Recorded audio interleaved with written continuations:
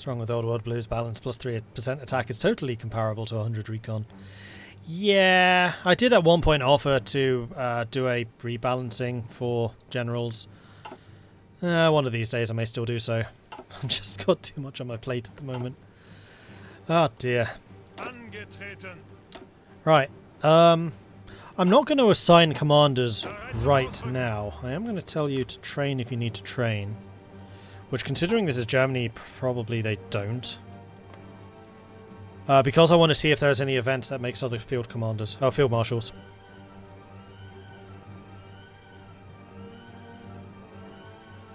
Right, save. Setup is done. It's only taking me an hour and 15 minutes. Well, an hour. Which actually, 1 hour is about 4 times quicker than it would take you to set up the Soviet Union in Black Ice for Hoi 3. I remember taking literally 4 hours setting up the command system for the Soviets.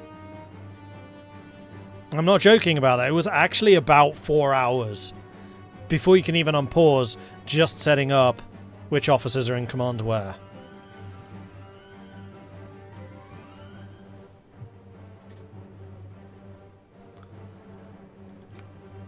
Alright, let's put this on speed 3 initially, just to let the mod decide what the mod needs to do. Scharnhorst is now 28cm main guns or 38cm main guns. The Scharnhorst class battleships were the first modern battleships to be built for the Kriegsmarine. They were built in a response to the French Dunkirk class battlecruisers themselves, a response to the German Deutschland class Panzerschiff, the pocket battleships. The Scharnhorst is aimed with 9 283mm 11-inch guns in triple turrets. Plans were made to gun them with twin 380mm guns, but the outbreak of the war, this never happened.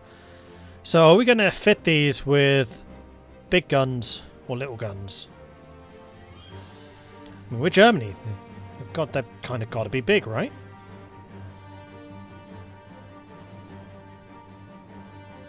These are our capital ships. These are the ones that we're expecting to trade blows with British capitals. So yeah, we're going to go big. Go big or go home. Oh, it actually shows special forces there. Okay, this mod does a lot of things I would really like to see in vanilla, that being one of them.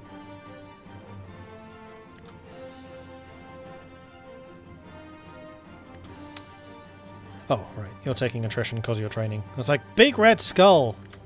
Hail Hydra. I mean, attrition.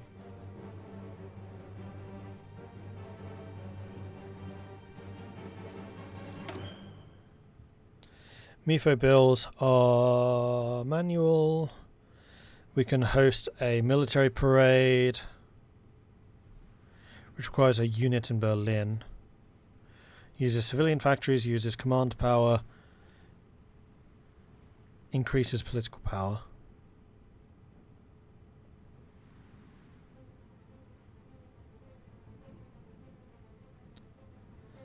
Oh, interesting. You can increase the number of operatives at a cost of how long the agency will take to upgrade. Again, that's a nice decision. I like that. Naval War Games gives you experience. Oh, and this buffs your commanders. Ooh, okay.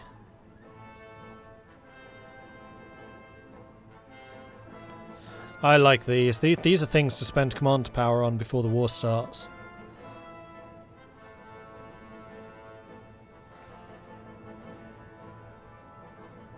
Requires 15 military experience, 12 air or 12 naval to reform military commanders. Gives you a permanent buff to command power. Aid the Persian industry.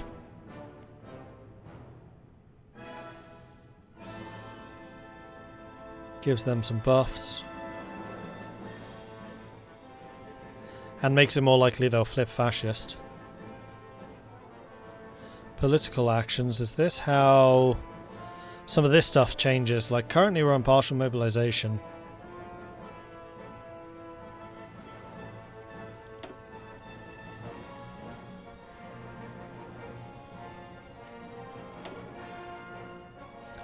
Foreign investors are banned. Increases stability, increases political power.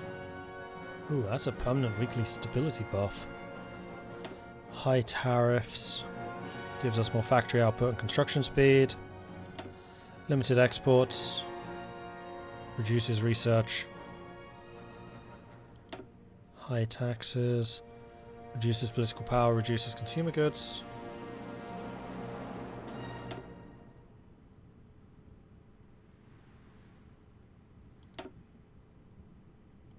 These are some nice details. I mean, that's more stuff that I would probably play more with in the future.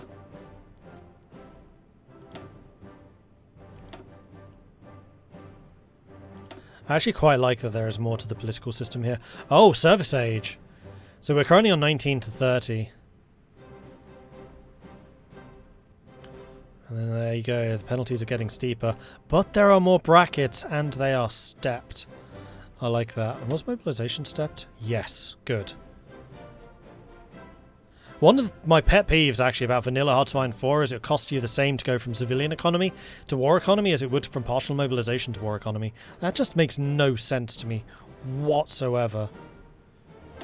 Much prefer the Kaiserreich system where it's all steps, like 150, then 150, then 150, then actually it's 100, then 100, then 100.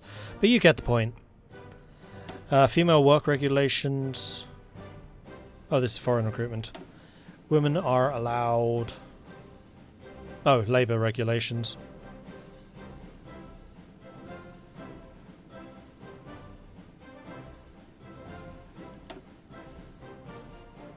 Training standards gives us more division experience.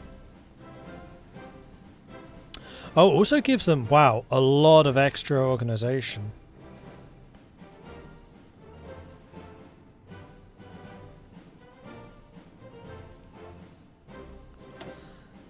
Officer training.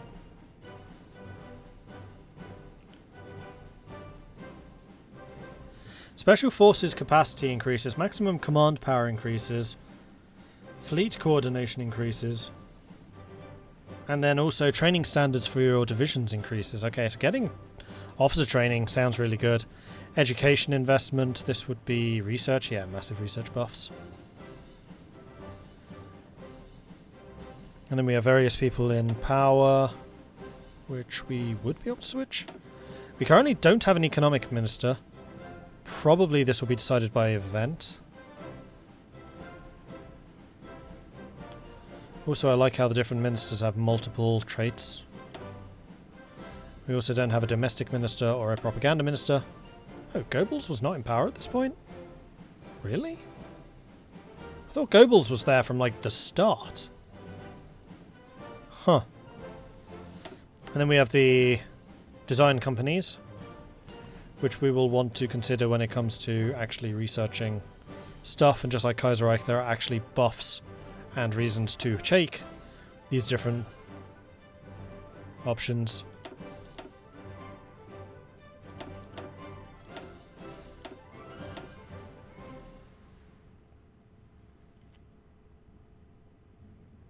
And then various naval academies, which you can buy with experience. Interesting.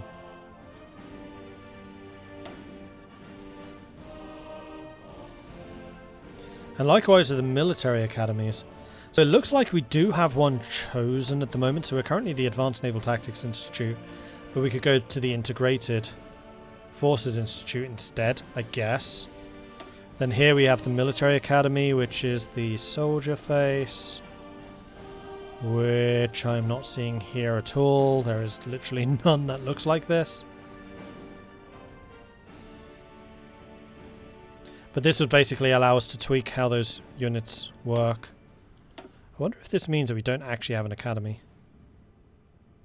I would imagine it does, because hovering over this is not showing us any modifiers. And then we have civilian fuel usage, which is just normal. We could reduce the amount of fuel usage, but we're going to be upgrading our fuel requirements. So hopefully we can fix that. And then we have various commanders. And our high command can actually be bloody massive. And then we also have a couple of theorists. Political power is coming in pretty quickly. Alright, cool.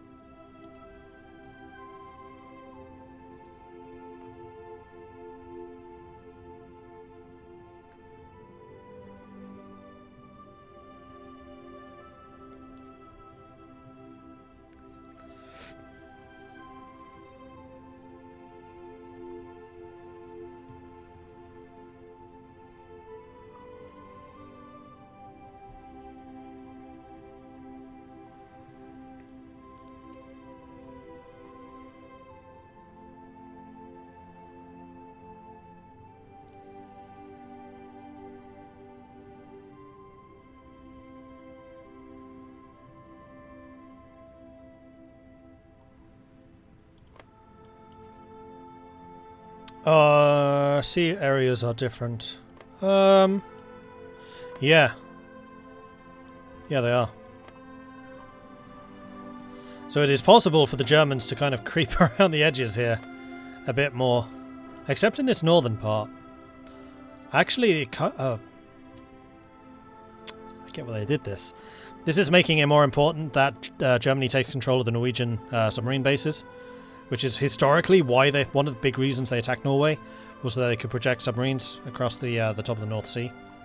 And similarly why they wanted French Brittany, so that they could have submarines going into the Atlantic through here and not have to risk going around the UK directly. So yeah, those changes make sense. Also this change. This change is glorious. Because one of the big freaking problems you have as the UK is Germans' naval bombers just blowing the channel to bits. Which I don't think happened as rigorously in real life as it does in Hearts of Iron 4. And just having this one extra little area will allow British commerce to actually move around the channel without getting so close to France that they become imperiled themselves. Okay, I like these new sea zones. These make a lot of difference. There are also far fewer sea zones here in the middle. Like, there are about 6 in the middle in vanilla. There don't need to be that many. And the other one I'd kind of like to see split up is this one. Just to make it a little bit harder to catch commerce coming through here, because I don't think it would be as easy. Like, that's still a fair old chunk of water. But it's so easy to interdict in here. Like, South Africa, I feel like, yeah, that's probably a smaller gap here. At least a smaller gap that's actually navigable. I must admit, though, I don't actually know how much space there is between South Africa and no sail zones. And in the east, these look much the same. Oh, no! Ooh, interesting. The waters around Singapore are their own zone. Which means that the Brits would be able to project a little bit of power around Singapore to keep trade through here. Although it would still get blocked here, but this is now a massive sea zone, which would be a lot harder for submarines to catch ships. And there's also less sea zones through here in general. Like, I think this is merged too. And then the Pacific sea zones are also a lot bigger, which will encourage carrier use. Which I think also makes sense. Yeah, I like those changes. Particularly the ones around Europe. Like, this being the way it is and this being the way it is. And also Western approaches. Oh, Western approaches have been divided in 3. So in vanilla, all 3 of these are one area. Now you can actually sail around the UK without being raided out here. So British home waters are now a lot more defensible for the British. That's good.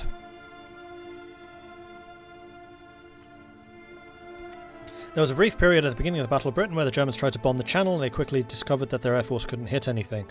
Partly because they were mostly medium bombers, high tacticals, and partly because the Stukas didn't have armour-penetrating bombs. The bombs bounced off of the ships. Interesting.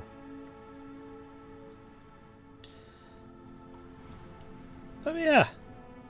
And the United States is a nice, pleasant colour of green. Why green? Maybe because the armour of the colour of their uniforms? Maybe so it's more differentiated from Germany?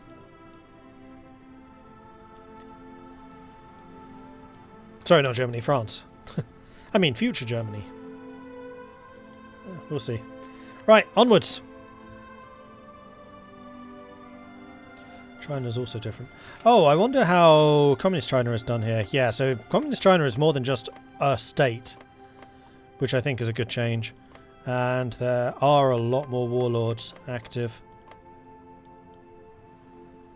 So I feel like the political situation in China is probably a lot more interesting than vanilla.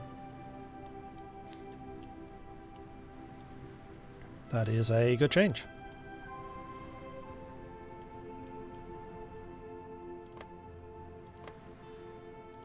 And in this, Egypt is a puppet. Which I have seen some mods do that. I'm always kind of undecided because I don't know how autonomous Egypt was at this point. Because of the importance of Suez. But then you had the Suez Canal zone, so Yeah, I don't know. That's a failure in knowledge for me. League of Nations. Italy strongly condemned for using chemical weapons in Ethiopia.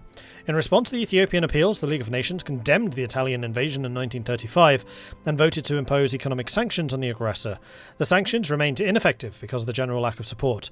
Although Mussolini's aggression was viewed with disfavour by the British, who had a stake in Eastern Africa, the other major powers had no real interest in opposing him.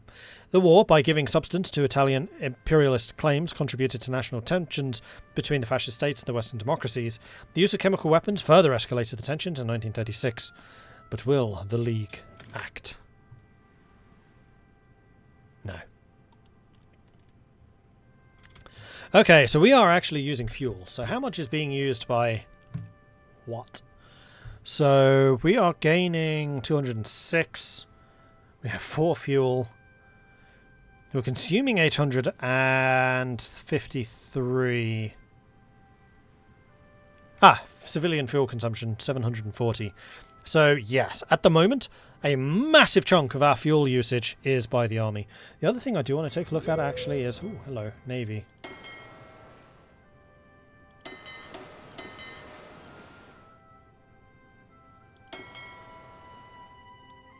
Okay, so those are fleets. And then those are the task forces. The missions within those task forces are still the same. I like the tabs.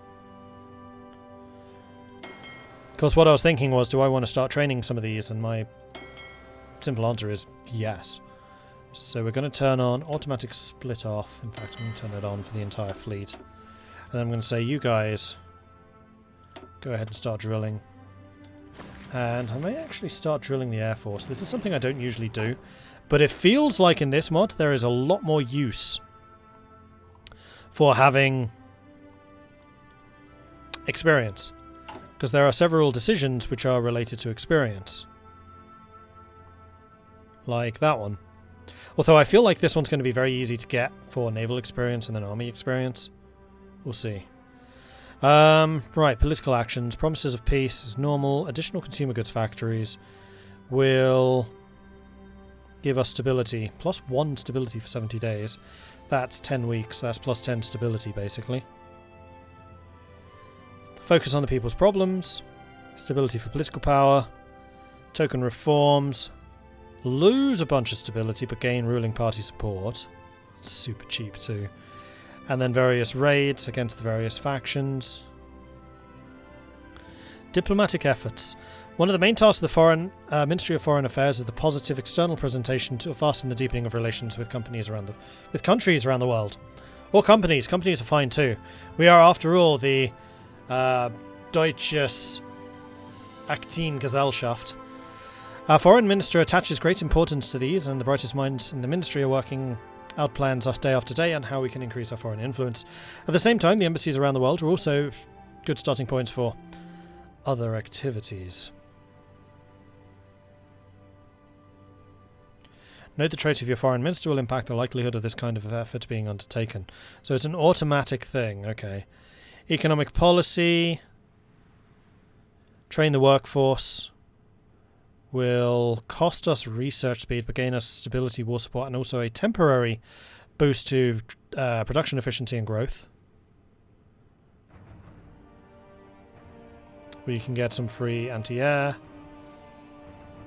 and some free build slots. Actually relatively cheap as well.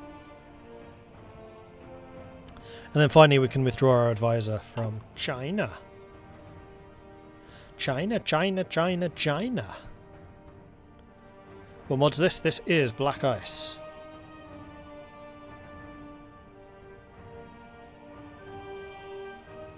Egypt's not a puppet in vanilla because it shouldn't be building its own army.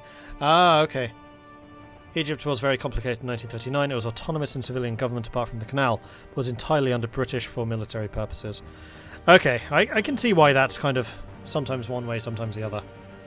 As a historian, I like this, and I hope they give some collaboration mechanics styles going forward, which is historically correct. In Eastern Europe, Ukrainian, Belarusian, and even Russians and Finns participated in Operation Barbarossa. You mean the prisoner of war divisions, or do you mean actually flipped sides and supported Germany?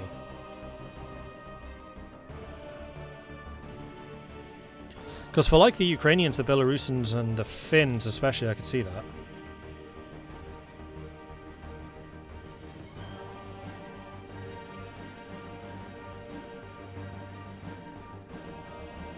Black iced tea. Oh, no, no, no, no, no, no, no. Kupferdrache the Second wants me to drink some tea.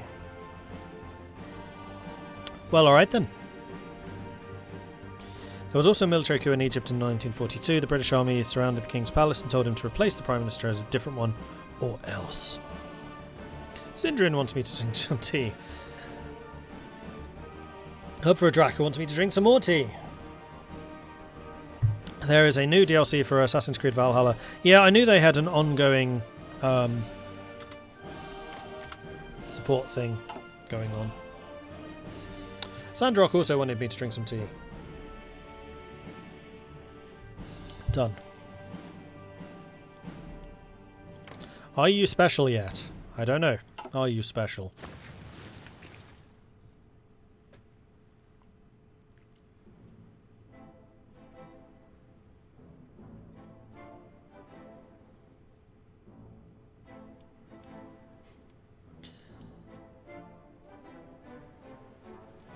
I think we can probably go speed 4.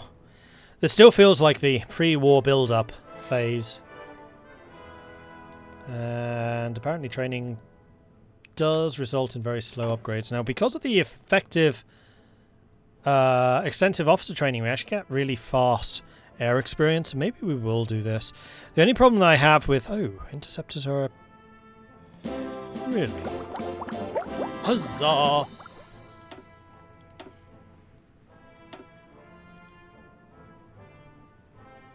Interceptors are a plane type.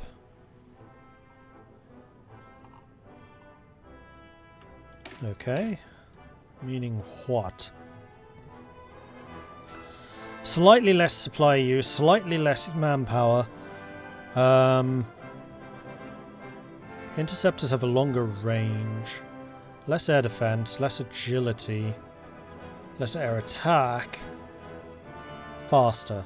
So interceptors are built for anti-fighter combat, whereas fighters are built for anti-bomber combat. Interceptors are also more expensive. And quite a bit more fuel intensive.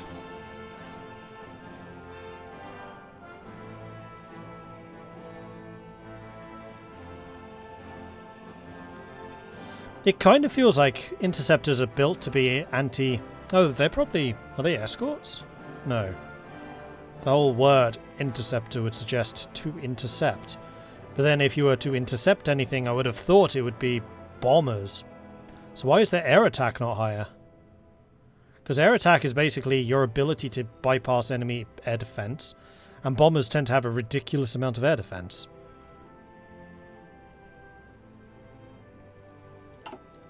So air defense 21, air attack 17 versus an equivalent era tactical bomber, which is one of these. We'll just take the bog standard medium bomber. Air defense 32.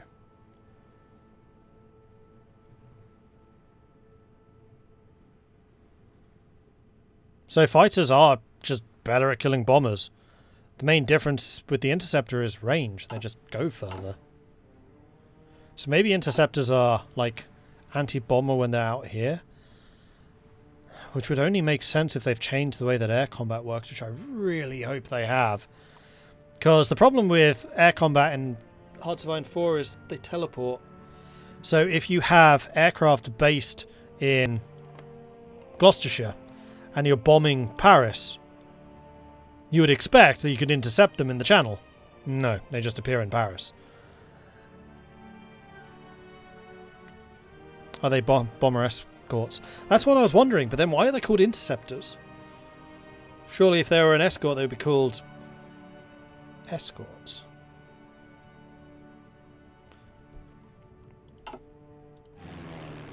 Oh wow, yeah, air zones are a lot smaller, like a lot smaller. Even in Russia, though especially here in Europe.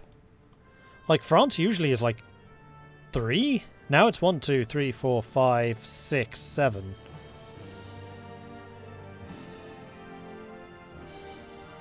Heavy fighters were typically the escorts. Yeah, and heavy fighters are still their own thing. And in vanilla Hearts of Iron, I just noticed that as a sound effect. Cool. I'm going to get a kick from just opening that every now and then. In fact, that's going to make me look at the agency just because of the do-do-do-do-do. Right, aircraft. We're looking at the Luftwaffe because I did see heavy fighters. Was it these guys? It was these guys. Same level as the Interceptor. They have air attack of 25. See, if I was going to use something to go after bombers, I'd use heavy fighters. That's kind of what they were for. Oh, heavy fighters can do ground support. Not very effectively, though. They're pretty good at naval. Hmm.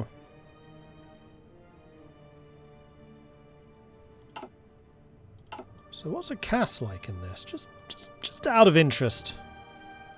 And multi-role fighters too. I do like my multi-roles. Ground, yeah, it's like 19 times higher. So was the heavy fighter anti-air better? Oh no, it's naval targeting. No, CAS is still better at naval targeting. So even though they can do it, they probably shouldn't. They're also really expensive in terms of aluminium. Ouch.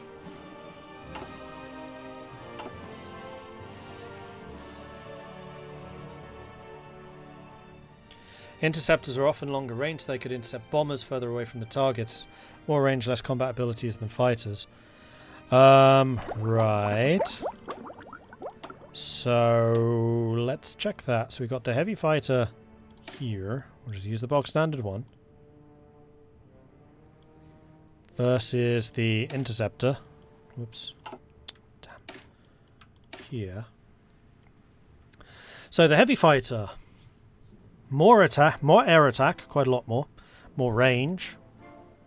The only thing that it's not is speed. And the main thing that you want against fighters is agility and speed. They're kind of like a medium fighter.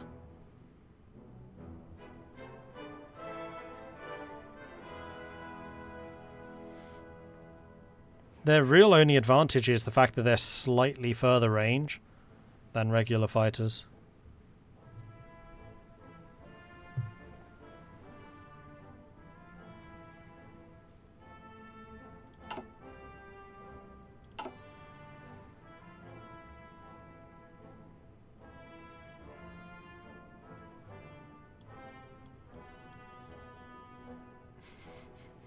Yes, that was indeed a bird for an aircraft for the Luftwaffe. It's just the symbol of the Luftwaffe.